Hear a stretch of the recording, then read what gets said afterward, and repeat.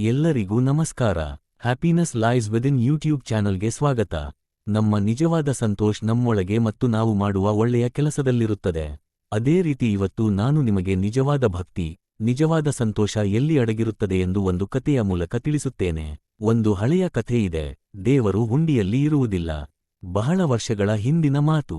ಶ್ರೀಮಂತ ವರ್ತಕನ ಬಳಿ ಒಬ್ಬ ನೌಕರನು ಶ್ರದ್ಧೆಯಿಂದ ಕೆಲಸವನ್ನು ಮಾಡಿಕೊಂಡಿದ್ದ.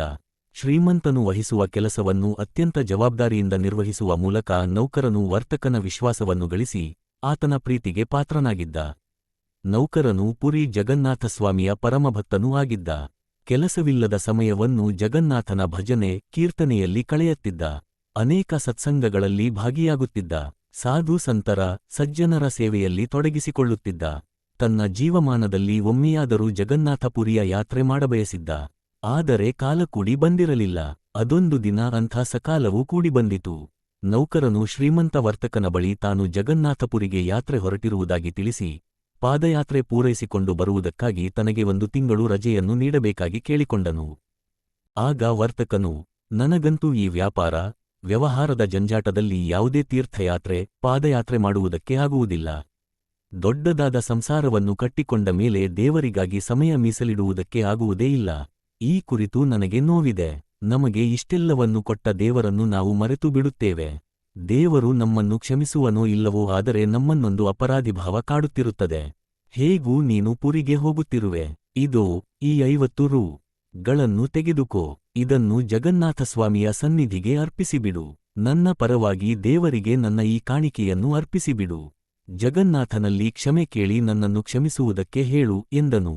ನೌಕರನು ವರ್ತಕನು ನೀಡಿದ 50 ರೂಪಾಯಿಗಳನ್ನು ತೆಗೆದುಕೊಂಡು ಸಹಯಾತ್ರಿಗಳೊಂದಿಗೆ ಜಗನ್ನಾಥಪುರಿಗೆ ಪಾದಯಾತ್ರೆ ಹೊರಟನು. ಅನೇಕ ದಿನಗಳ ನಂತರ ಜಗನ್ನಾಥಪುರಿಯನ್ನು ತಲುಪಿದನು. ಇನ್ನೇನು ಜಗನ್ನಾಥಸ್ವಾಮಿಯ ದರ್ಶನ ಪಡೆಯುವ ಸಲುವಾಗಿ ದೇವಸ್ಥಾನಕ್ಕೆ ಹೊರಟಿರುತ್ತಾನೆ. ಮಾರ್ಗಮಧ್ಯದಲ್ಲಿ ಕೆಲವು ಭಕ್ತರು ಭಗವಂತನ ಕೀರ್ತನೆ ಮಾಡಿಕೊಂಡಿರುವುದು ಕಣ್ಣಿಗೆ ಬೀಳುತ್ತದೆ. ಕುತೂಹಲದಿಂದ ಗಮನಿಸಿದಾಗ ಆತನಿಗೆ ಕೀರ್ತನೆಯಲ್ಲಿ ತೊಡಗಿರುವ ಭಕ್ತರಲ್ಲಿ ಕೆಲವರು ಬಳಲಿದವರಂತೆ ಮತ್ತು ಹಸಿದವರಂತೆ ಕಾಣುತ್ತದೆ. ಅವರಿಗೆ ಹಸಿವೆಯಾಗಿದೆ ಎಂಬ ವಿಷಯ ಅರಿತಂತೆ ಆತನಿಗೆ ಅವರೆಲ್ಲರಿಗೂ ಊಟ ಮಾಡಿಸಬೇಕು, ಭಂಡಾರದ ವ್ಯವಸ್ಥೆ ಮಾಡಬೇಕೆನಿಸಿತು. ಆ ಕೂಡಲೇ ಆತ ಭಜನೆ ಮಾಡಿಕೊಂಡಿದ್ದ ಭಕ್ತರಿಗೆಲ್ಲ ಮೃಷ್ಟಾನ್ನ ಭೋಜನವನ್ನು ಮಾಡಿಸುತ್ತಾನೆ. ಭಗವದ್ಭಕ್ತರ ಭಂಡಾರಕ್ಕೆ ಭೋಜನ ಒಟ್ಟು 48 ರೂಪಾಯಿ ಖರ್ಚು ಆಗುತ್ತದೆ. ನೌಕರನು ಶ್ರೀಮಂತ ವರ್ತಕನು ನೀಡಿದ್ದ 50 ರೂಪಾಯಿ ಎಲ್ಲಿನ 48 ರೂಗಳನ್ನು ತೆಗೆದು ಭಂಡಾರದ ಖರ್ಚಿಗೆ ನೀಡಿದ. 2 ರೂಪಾಯಿಗಳನ್ನು ದೇವಸ್ಥಾನಕ್ಕೆ ಹೋಗಿ ಜಗನ್ನಾಥನ ಸನ್ನಿಧಾನಕ್ಕೆ ಕೈಮುಗಿದು ದೇವರ ಹುಂಡಿಪೆಟ್ಟಿಗೆಯಲ್ಲಿ ಹಾಕಿದನು. ವರ್ತಕನ ಹಣವನ್ನು ಒಳ್ಳೆಯ ಕಾರ್ಯಕ್ಕೆ ವಿನಿಯೋಗಿಸಿದ್ದರಿಂದ ಆತ ಕೇಳಿದರೆ ಹಣವನ್ನು ಜಗನ್ನಾಥನಿಗೆ ಅರ್ಪಿಸಿದ್ದೇನೆ ಎಂದು ಹೇಳೋಣವೆಂದು ಮನಸ್ಸಿನಲ್ಲಿಯೇ ಅಂದುಕೊಂಡನು. ಇತ್ತ ಶ್ರೀಮಂತ ವರ್ತಕನ ಕನಸಿನಲ್ಲಿ ಕಾಣಿಸಿಕೊಂಡ ಜಗನ್ನಾಥಸ್ವಾಮಿಯು, ನಾನು ನಿನ್ನ 48 ರೂಪಾಯಿಯ ಧರ್ಮಕಾಣಿಕೆಯನ್ನು ತುಂಬಾ ಸಂತೋಷದಿಂದ ಸ್ವೀಕರಿಸಿದ್ದೇನೆ, ನನ್ನ ಆಶೀರ್ವಾದ ನಿನ್ನ ಮೇಲಿದೆ ಎಂದು ಹೇಳಿ ಅಂತರ್ಧಾನನಾದನು.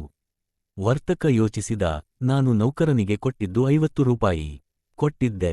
ನನ್ನ ಕನಸಿನಲ್ಲಿ ಬಂದು ಜಗನ್ನಾಥನು 48 ರೂಪಾಯಿ ಮುಟ್ಟಿತು, ನಿನ್ನ ಕಾಣಿಕೆಯನ್ನು ಹರ್ಷದಿಂದ ಸ್ವೀಕರಿಸಿದ್ದೇನೆ ಎಂದು ಹೇಳುತ್ತಿರುವನಲ್ಲ. ನನ್ನ ನೌಕರ ಪ್ರಾಮಾಣಿಕ, ಆತ ಹೀಗೆಲ್ಲ ಮಾಡುವವನಲ್ಲ ಎಂದು ತನಗೆ ತಾನೇ ಹೇಳಿಕೊಂಡು ಸುಮ್ಮನಾದ. ಇದಾದ ಕೆಲದಿನಗಳ ನಂತರ ನೌಕರನು ಯಾತ್ರೆಯನ್ನು ಮುಗಿಸಿಕೊಂಡು ಬಂದನು. ವರ್ತಕನ ಬಳಿ ಆತನ ಕಾಣಿಕೆಯನ್ನು ದೇವರಿಗೆ ಅರ್ಪಿಸಿರುವುದಾಗಿ ತಿಳಿಸಿದನು. ಆಗ ವರ್ತಕನು, ನೀನು 48 ರೂಪಾಯಿಗಳನ್ನು ಮಾತ್ರ ದೇವರಿಗೆ ಅರ್ಪಿಸಿರುವೆ. ಜಗನ್ನಾಥನೇ ಖುದ್ದಾಗಿ ಬಂದು ನನ್ನ ಕನಸಿನಲ್ಲಿ ಹೇಳಿದ. 2 ರೂಪಾಯಿಗಳನ್ನು ಏನು ಮಾಡಿದೆ ಎಂದು ನೌಕರನನ್ನು ಕೇಳಿದನು.